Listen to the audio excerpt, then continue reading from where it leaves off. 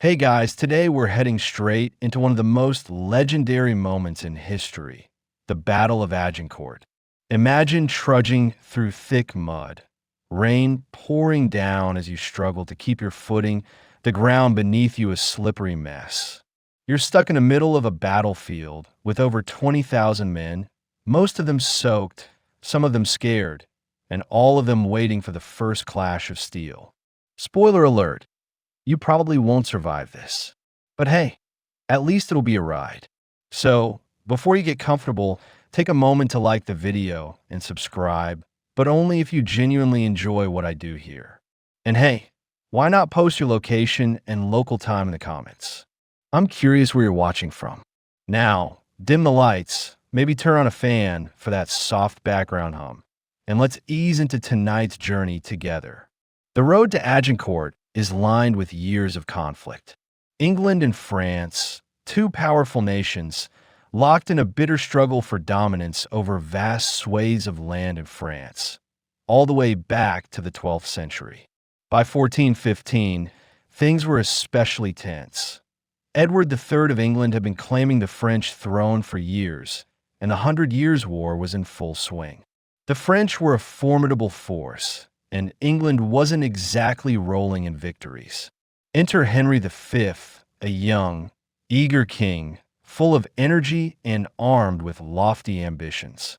By the time 1415 came around, Henry had already secured some small victories in France, but he needed something big to secure his rule. The French, naturally, underestimated him.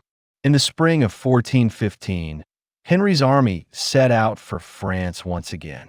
The French, of course, thought this would be another one of those small, embarrassing invasions that would fade into history. But as you'll soon see, this one was different. Not only would it be a bloody fight, but the battlefield itself would have a say in who won this day. And trust me, the mud wasn't going to make it easy for either side.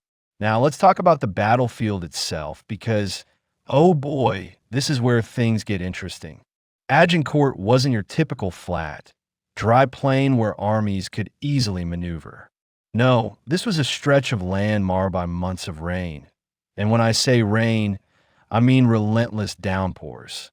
By the time the two armies arrived in the fields near the village of Agincourt, the ground was soaked with thick, ankle-deep mud waiting to claim any unfortunate soul who stepped onto it. In fact, historians still argue whether the battlefield's muddy conditions were the primary factor in the outcome of the battle. Some believe it was purely the English tactics that won the day, but the mud? Well, it certainly didn't help the French, that's for sure. Picture it. On one side, you've got Henry V's English forces, roughly 6,000 men, mostly longbowmen and a handful of knights and soldiers. On the other, you've got the French, a much larger force of about 12,000 to 15,000 men, ranging from knights to men-at-arms. But the French, flush with confidence, underestimated how much the muddy terrain would affect their grand plans. The rain and the muck combined to turn their heavy cavalry into sitting ducks. Their horses, weighed down by armor, struggled to move through the slushy mess. To make matters worse, many French knights, burdened by their own heavy gear, found themselves stuck in the thick mud, unable to advance or retreat. Meanwhile, the English longbowmen were thriving in the conditions. They were light on their feet, unburdened by heavy armor, and able to dig in and fire arrows with deadly precision. Historians have debated whether the French should have simply waited it out, giving the battlefield time to dry, but they were too eager to strike at the English, convinced their superior numbers would guarantee victory. This eagerness would become their undoing. And then there's the strange, almost poetic irony that, on that fateful day, nature itself decided to play a role in the battle. The wet ground acted as a massive equalizer, leveling the playing field in a way no one could have predicted. The English, with their nimble, mobile forces, were ready to take advantage of every advantage, while the French found themselves bogged down, not just by the mud, but by their own sense of invincibility. At this point, the tension was thick, not just in the air, but in the minds of both armies. Henry V's troops were in a dire situation, but they had one crucial thing working for them: their position. While the French marched in, believing they could overwhelm their opponents, they were about to realize just how badly they had underestimated the English. You see, the English army was positioned on a narrow strip of land between two woods, an area where their smaller number was actually an advantage. The French, in their confidence, marched forward, eager to engage the enemy. Historians still argue whether this was a fatal flaw in French tactics or whether they had no choice but to fight when they did. But one thing was clear: they were trapped. As the French army approached, the English were already set up in battle formation, with their longbowmen in front and their men-at-arms behind them. The French knights, weighed down by their armor and the slippery terrain, tried to advance, but the narrow ground they were on made it difficult for them to maneuver. To make matters worse, the English had a defensive advantage, with the archers strategically positioned to strike the French from a distance. At this moment, the battle was about to start, but neither side was fully prepared for the chaos that would ensue. The French, desperate to break through the English lines, began to charge. But as they did, they found themselves bogged down in the mud, their horses slipping and sliding, while the English longbowmen fired arrow after arrow, taking down French knights one by one. The battle quickly descended into utter chaos as the French tried to break through the English defenses, only to be halted by the mud and the deadly rain of arrows. Historians still debate whether the French made a fatal miscalculation by charging so early or whether they had no choice but to take the fight to the English. Some even argue that, had the weather been drier, the outcome might have been different. But the muddy field and the English position would prove to be the decisive factors in what would become one of the most famous battles in history. The clash was inevitable, but the French, so sure of their superiority, found themselves facing not just English longbowmen, but a far more sophisticated and deadly strategy. The English had positioned themselves with their backs to the woods, forcing the French to come to them through a narrow space between the trees. This had a profound impact, one that would lead to the kind of medieval bottleneck that was disastrous for the French cavalry. Imagine trying to charge through mud with hundreds of heavily armored knights, all packed too closely together, their movements stifled by the terrain. It's no wonder the French were easy targets for the archers who rained arrows from the front. Each strike felt like it sank deeper into the French psyche. This wasn't going to be their glorious charge after all. As the French knights attempted to push forward, they found themselves bogged down in the mud, with their horses unable to make any headway. The narrow space only exacerbated the situation. You can almost hear the collective frustration echoing through the ranks, with the sound of hooves slipping and clanking armor filling the air. On the other side, the English, calm and focused, held their ground. The longbowmen, positioned in the front, fired volley after volley, hitting targets with remarkable precision. And let's not forget the role of the English infantry. Behind the archers, they stood ready to reinforce the line. This wasn't just a battle of numbers. It was about positioning, tactics, and using the terrain to your advantage. Historians still argue whether this was the moment when the French began to lose hope, but it's undeniable that the constant barrage of arrows, coupled with the mud, made it nearly impossible for them to execute their grand strategy. As they tried to fight through, they became increasingly disorganized, and their formation crumbled. Meanwhile, the English archers were relentless. There's a common debate about the effectiveness of longbowmen. Some say they were the primary cause of the French defeat, while others argue that Henry V's leadership, the positioning, and the tactics of his army were equally as important. Regardless, the French forces were getting overwhelmed, and quickly. You might think this was the moment when Henry made his big play, giving the order to charge, striking the final blow to the French line. But no, Henry, a far more strategic leader than many give him credit for, held his ground, ensuring his troops remained disciplined. While the French floundered, the English waited for the right moment, prepared to finish what had been started from the very beginning. By now, the French had fallen into a panic. The once mighty cavalry, bogged down by the mud and the unrelenting rain of arrows, were no longer a threat. The heavy infantry, once confident in their strength, found themselves unable to move freely in the muck, their armor a burden rather than a shield. The tide had shifted, but the battle wasn't over yet.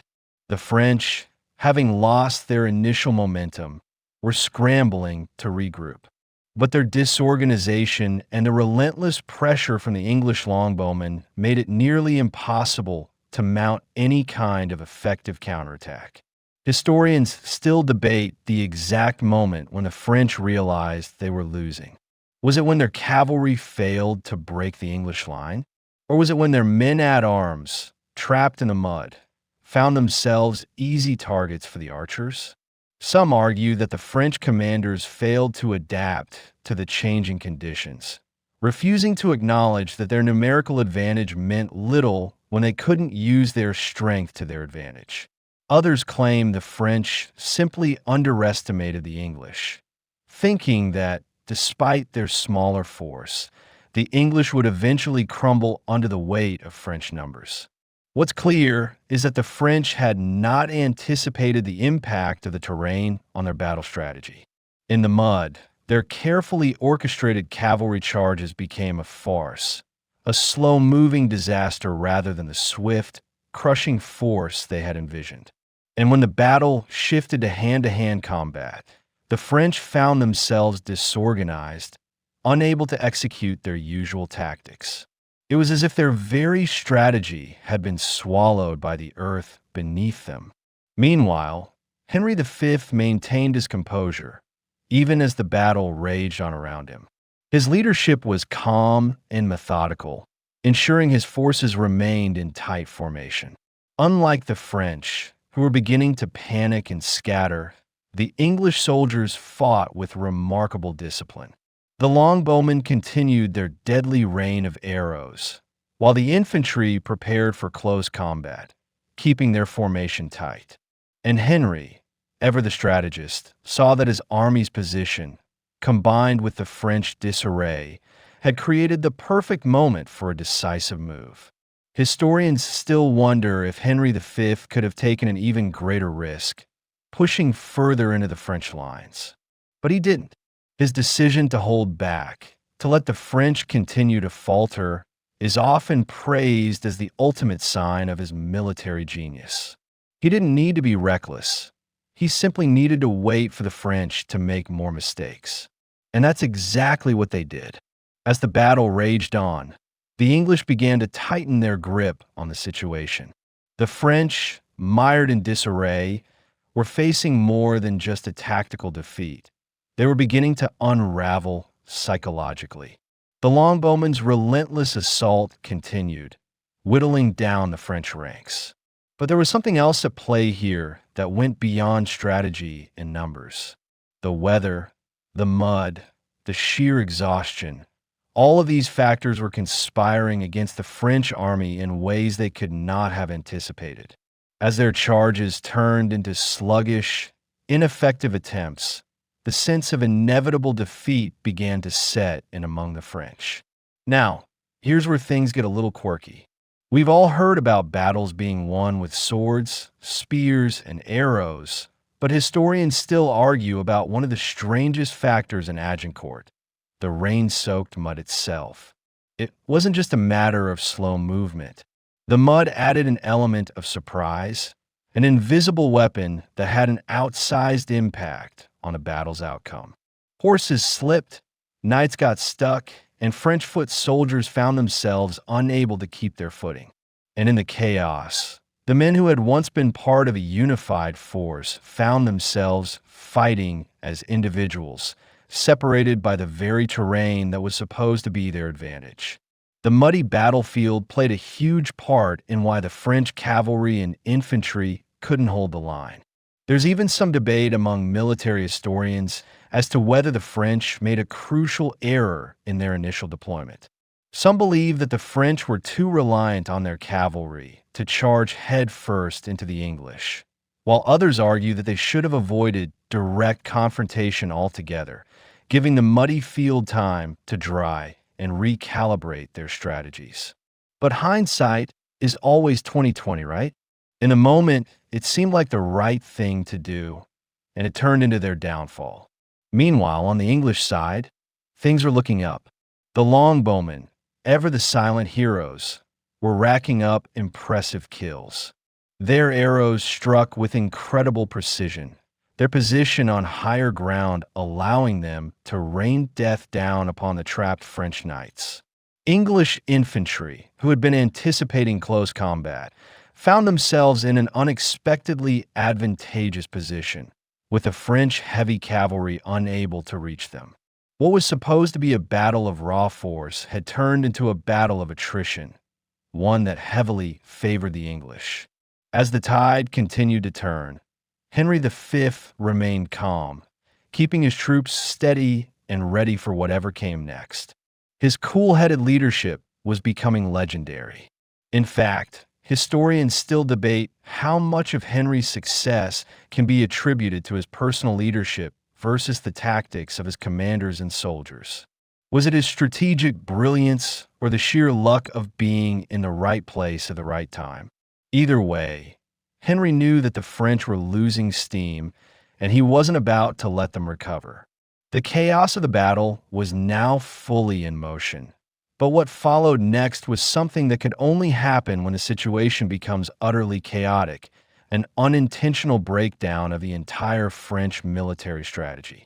While the English remained disciplined, the French began to panic.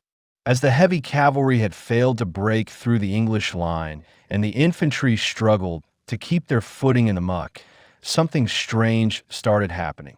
The French soldiers, seeing their commanders and knights bogged down, began to lose their resolve. A breakdown in communication and command structure led to the French forces losing cohesion, creating pockets of disorder within their ranks. Historians have long debated why the French commanders didn't make adjustments earlier. Some argue that they were too arrogant, thinking the sheer numbers of their forces would win the day no matter the conditions. Others point out that King Charles VI of France was not present at the battle, leaving his generals to make crucial decisions without his input.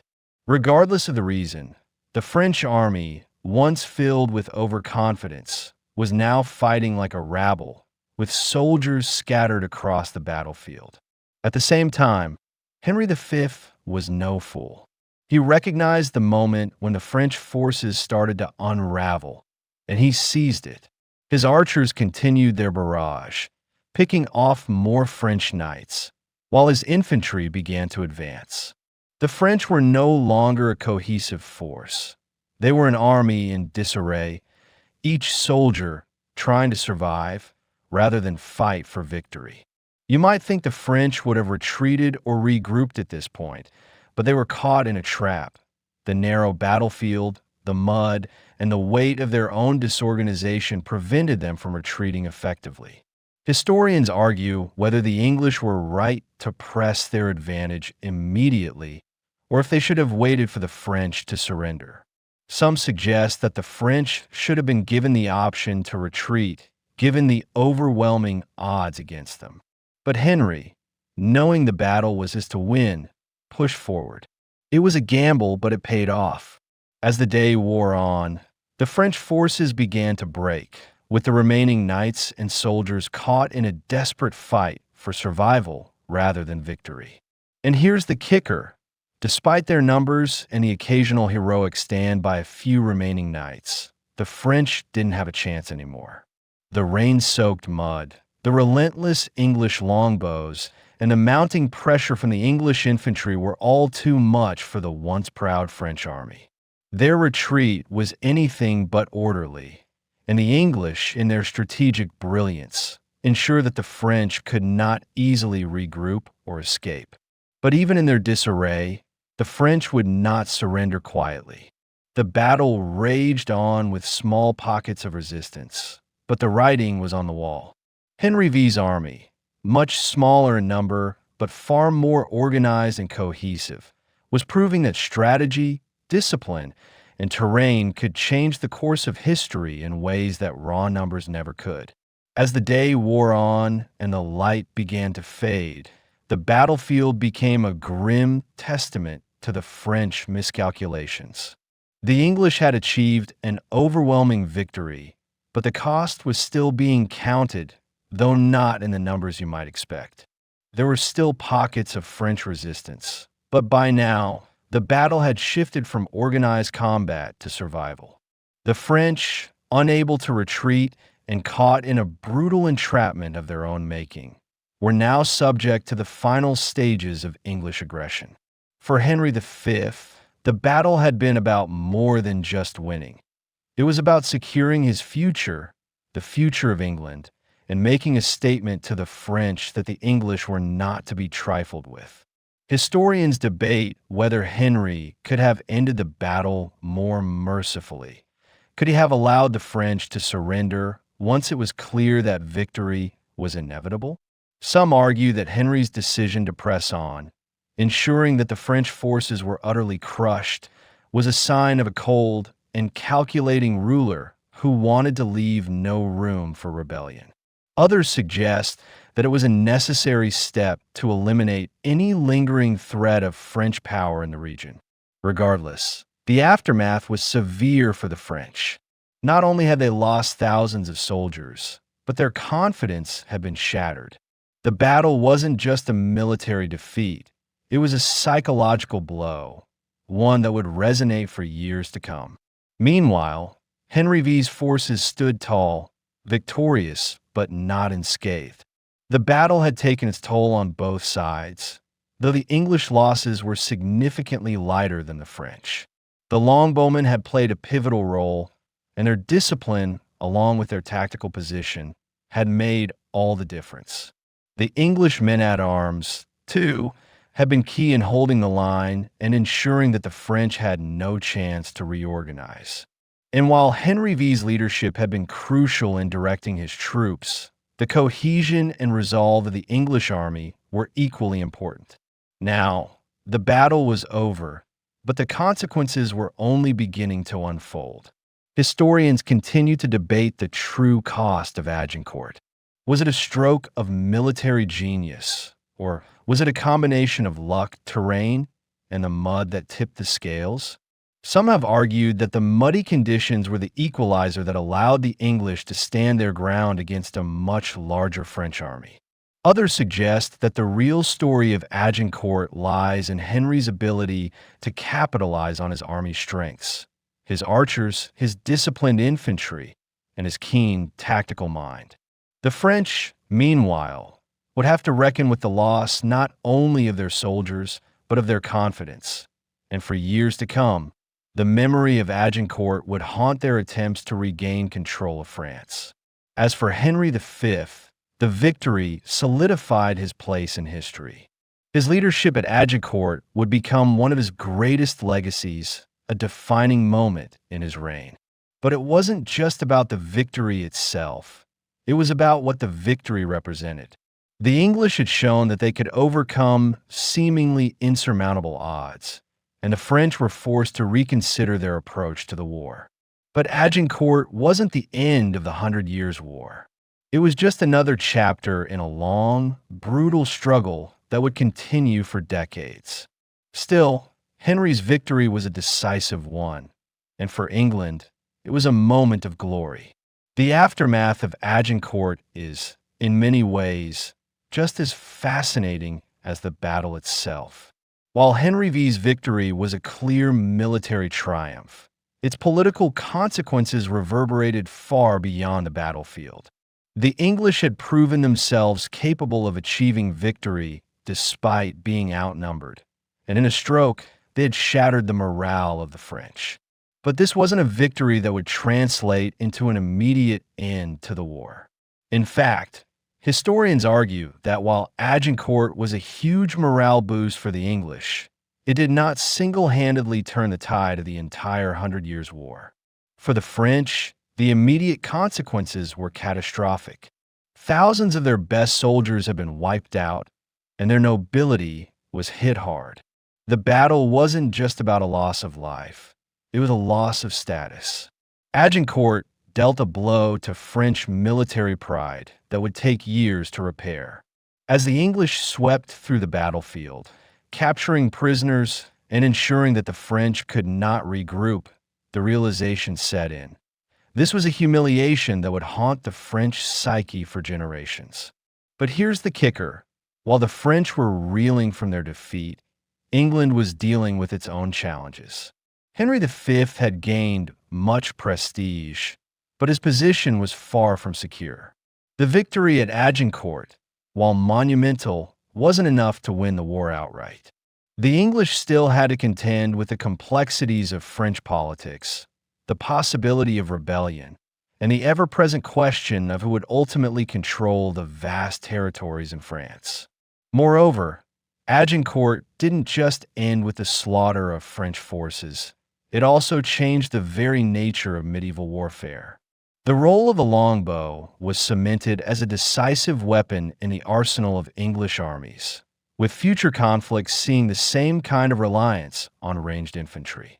Some military historians argue that Agincourt marks the beginning of the end for the traditional dominance of knights and heavy cavalry in European warfare.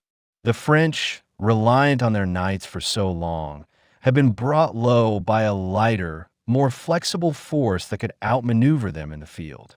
It wasn't just the tactics that had changed, it was the very nature of the battlefield.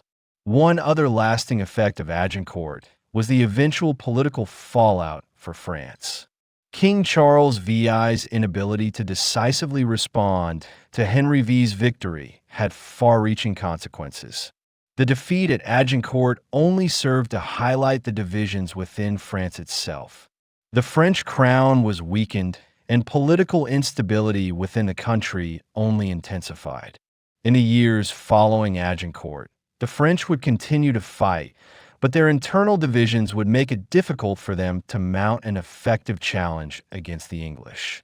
Historians still argue over how much the political chaos within France contributed to their losses during this period. Could a more unified France have mounted a more effective resistance? Or was Agincourt always going to be a decisive English victory, no matter the circumstances? The true consequences of Agincourt, however, weren't fully realized until years after the dust had settled. Henry V's victory gave him a significant leg up in his campaigns across France, but it didn't automatically guarantee England the crown. The aftermath was a complex web of political negotiations, alliances, and continued conflict. Following the battle, Henry sought to capitalize on his triumph by pushing for a more aggressive claim to the French throne. His victory at Agincourt put him in an extremely advantageous position, and it seemed like the French could not stop the English momentum. But this victory didn't come without challenges. Historians still debate how much Agincourt changed the actual course of the Hundred Years' War. Some claim that it was the psychological and strategic turning point, while others argue that, despite the English victory, the war would have likely continued, as France still had the capacity for significant military engagement, especially with their internal turmoil. It's worth noting that after Agincourt, Henry V's ambitions grew even bolder. He had made peace with the Burgundians, who were key allies for the English, and moved swiftly to make a treaty with the French to seal his place in French politics. Henry's diplomatic skills shone through during this period, and his willingness to negotiate with the French ruling class gave him an opportunity to exert influence beyond the battlefield. One of the most significant outcomes of Henry's post-Agincourt diplomacy was the Treaty of Troyes in 1420, which, in theory, secured the English crown's control over France. In the treaty, the French king, Charles VI, officially recognized Henry V as the heir to the French throne, which was an enormous victory for England. This treaty essentially ensured that Henry's line would inherit the French crown upon Charles VI's death. But as history shows, this was far from the end of the war. The English had their moment of glory, but the French were far from finished. Historians point to the Treaty of Troyes as both a victory and a strategic misstep. The agreement had effectively fractured the unity of France, dividing the country into English and French territories. While it may have been advantageous for the English in the short term, it created a lasting divide in France that would take decades to heal. It's a classic example of a temporary diplomatic victory leading to long-term instability. And while Henry V had secured his place as a powerful ruler, he would die unexpectedly young in 1422, leaving his infant son, Henry VI, to inherit the English and French crowns. The battle for France was far from over. The French, under a new generation of leaders, would eventually rally, thanks in part to figures like Joan of Arc, who would rise up against the English and begin the slow process of reclaiming French territories. In many ways, Agincourt marked the peak of English influence in France. By 1435, the English had lost much of their territorial gains, and by the end of the war in 1453, England's presence in France had been reduced to a few coastal cities. The battle, though it may have been a key moment, was not the endgame in the struggle for France. As the Hundred Years' War continued after Agincourt, one could say the battle became more of a symbol than a singular turning point. For the English, it was a moment of pride, a moment to hold up as proof of their military superiority.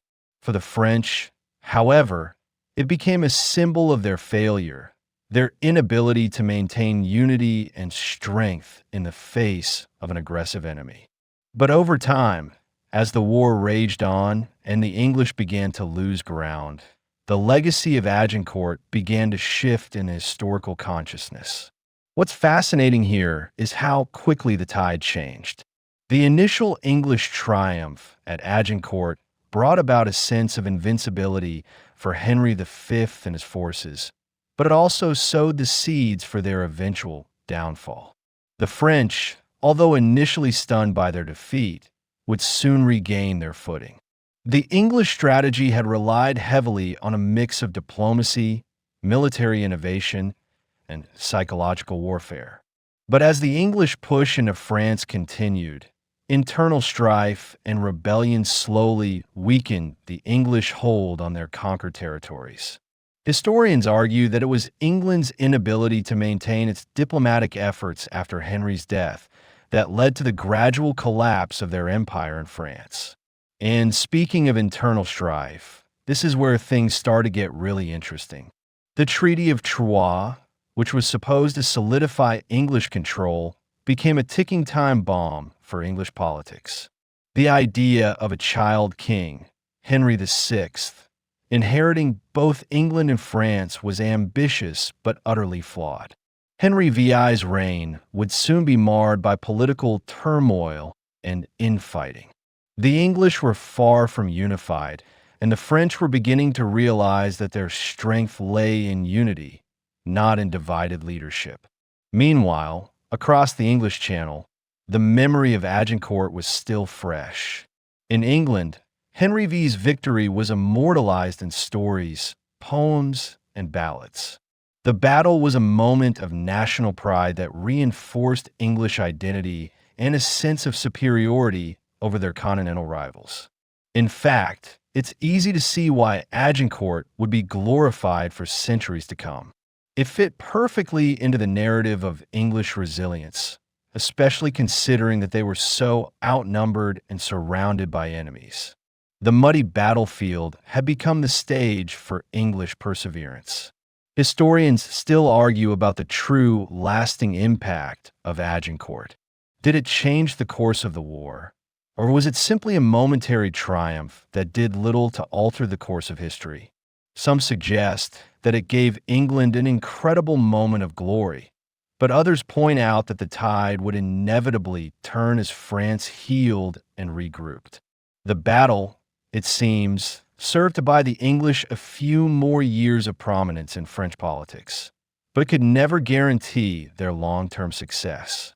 The eventual French resurgence was inevitable, particularly with figures like Joan of Arc rising to lead their efforts and unify the country against the English invaders. The French military, once again unified under a single cause, began to take back land, turning the tide of the war in their favor. The English were not as invincible as they had believed, and their attempts to hold onto French territories began to falter. Historians now argue that Agincourt, despite being one of the most famous victories in history, ultimately had little long-term impact on the outcome of the Hundred Years' War. It was a turning point, yes, but not the final one. And so, as we reflect on the battle, we are left with a question: was Agincourt truly a decisive moment, or simply a flash in the pan in a much longer struggle? As the Hundred Years' War marched on, the French began to regain ground, and the English were gradually forced to retreat. Agincourt, though a legendary victory, was a short-lived moment of glory in the broader scope of the war. The French, revitalized by new leadership and a growing sense of unity, made strategic advances in the years following the battle. One of the most significant shifts came with the rise of Joan of Arc, whose presence was a powerful rallying cry for the French. Joan's involvement changed the dynamic of the war, infusing the French army with new hope and determination.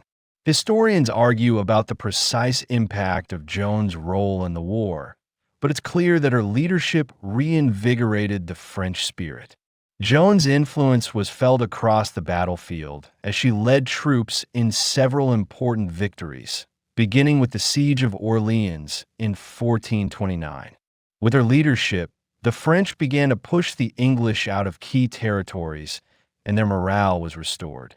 For the English, Joan's successes signaled the start of a long and painful period of retreat. Agincourt, though a celebrated triumph, was overshadowed by these later events as the French slowly reclaimed their lands. The English, after years of dominance, had underestimated the resilience of the French. What they didn't anticipate was the psychological and emotional impact of a unified France under Joan's leadership. Joan's victory at Orleans, among other successes, marked the beginning of the French resurgence. This was the moment when historians agree that the tide began to shift. The English could no longer rely on their previous methods. They were fighting not just an army, but a people united by a common cause, with a leader who had become an emblem of their collective identity. The English, meanwhile, were still dealing with the fallout of Henry V's untimely death. His son, Henry VI, was a child, and the country was plunged into political turmoil. The English nobility, rife with infighting and competing claims to power, made it difficult for England to maintain a unified front. With no strong leader like Henry V to guide them, the English were in a weakened position. The chaos within the English court left them vulnerable to the growing strength of the French. Historians debate whether the loss of Henry V at the height of his power was the turning point for the English. Some argue that if Henry had lived longer, he could have led England to victory, but his death without a clear heir allowed for the internal conflicts and divisions that ultimately weakened England's position. As England grappled with the Wars of the Roses, which began in the 1450s, the focus on France gradually faded, and the English lost more and more of their territories in France. The English army that had once been so feared after Agincourt, capable of overcoming overwhelming odds, was now struggling to maintain its grip on France. The French, with Joan of Arc and other leaders, continued to reclaim territory.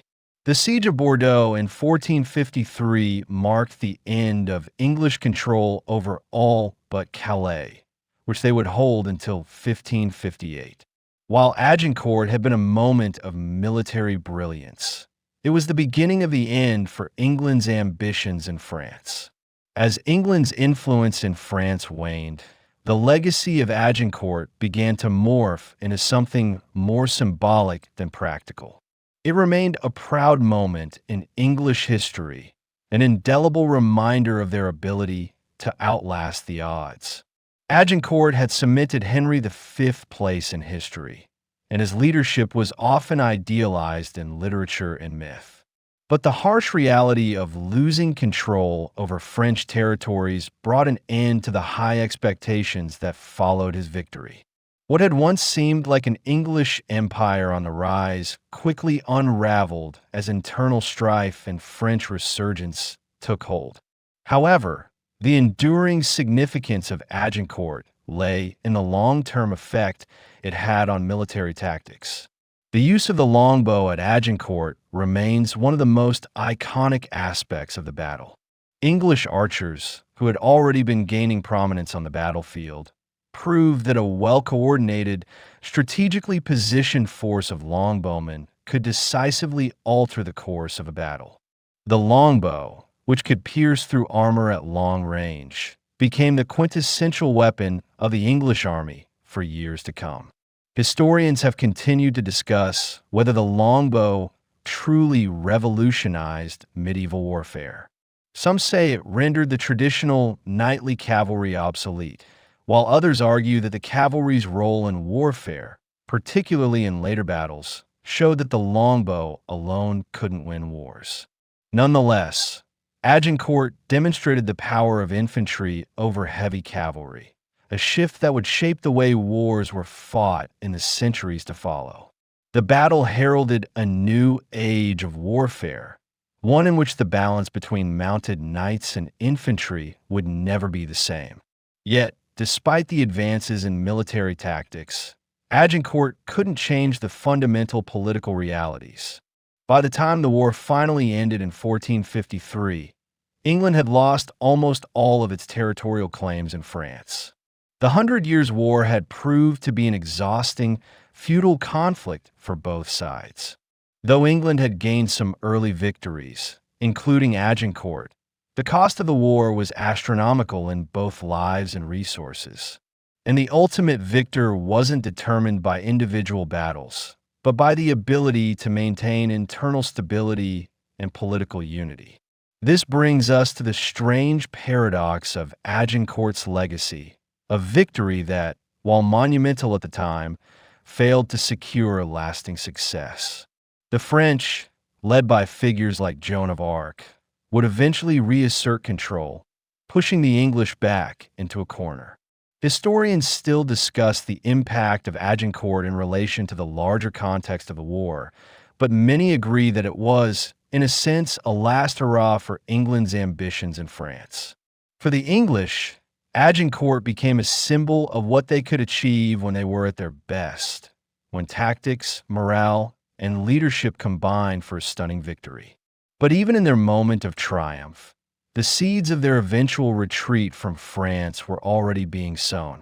By the time Henry V's son, Henry VI, inherited both the English and French crowns, his reign would soon be beset by political instability, and the English struggle in France would come to an end. Agincourt, however, didn't fade into obscurity. The battle was immortalized in Shakespeare's play Henry V, a work that glorified the victory and cast Henry V as the embodiment of English strength and resolve. For centuries, the English would look to Agincourt as a reminder of their potential for greatness, though history, in its typical fashion, would show them that even the greatest victories can sometimes be fleeting. As we draw closer to the end of our journey through the Battle of Agincourt, let's take a moment to reflect on the ripples this event left in the broader ocean of history. The mud, the longbowmen, the tactical brilliance. Agincourt became more than just a battle. It became a symbol, something that transcended its own immediate context.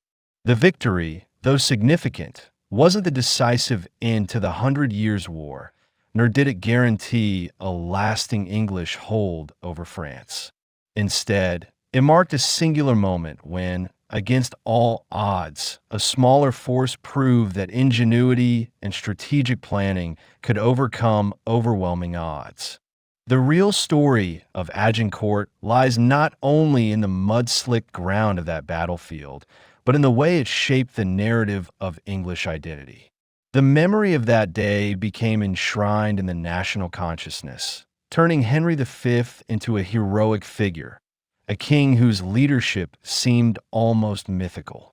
In literature, Shakespeare immortalized him as a near-perfect monarch whose rallying cry before the battle, "Once more unto the breach, dear friends," once more, echoed through the ages as a symbol of resilience and hope in the face of adversity. And while Henry's reign ended prematurely with his death in 1422, the idea of Agincourt lived on long after the actual political significance of the battle faded. Historians still argue about the legacy of Agincourt and the different ways it's been remembered.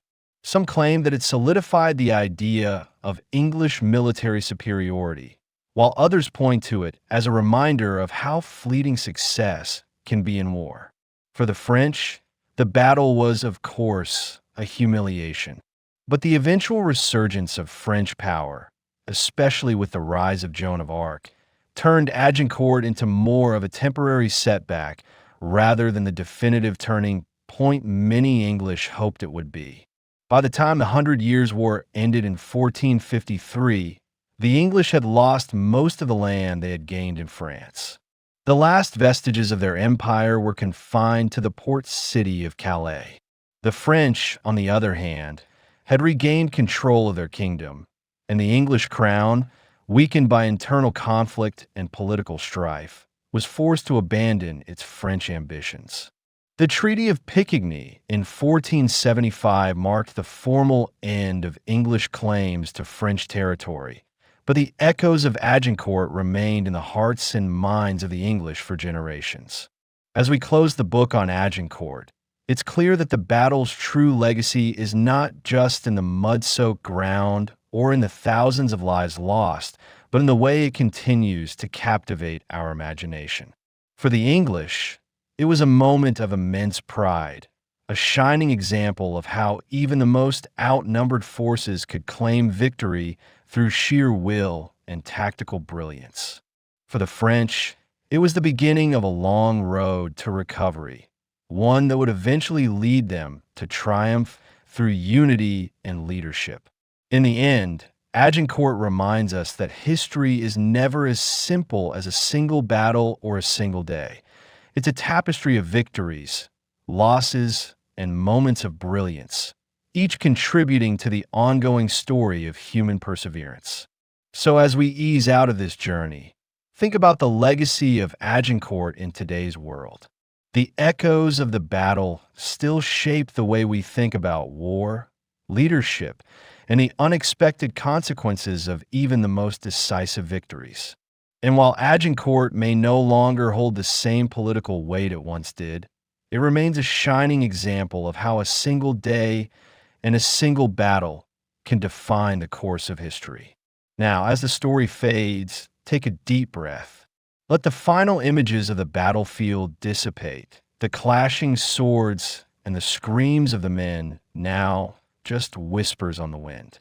The battle is over, the outcome decided, but history continues to roll forward, always influenced by the past and the choices made in moments of extreme pressure. And as the lights fade, remember that Agincourt, in all its mud-soaked glory, is just one chapter in the ever-unfolding story of history.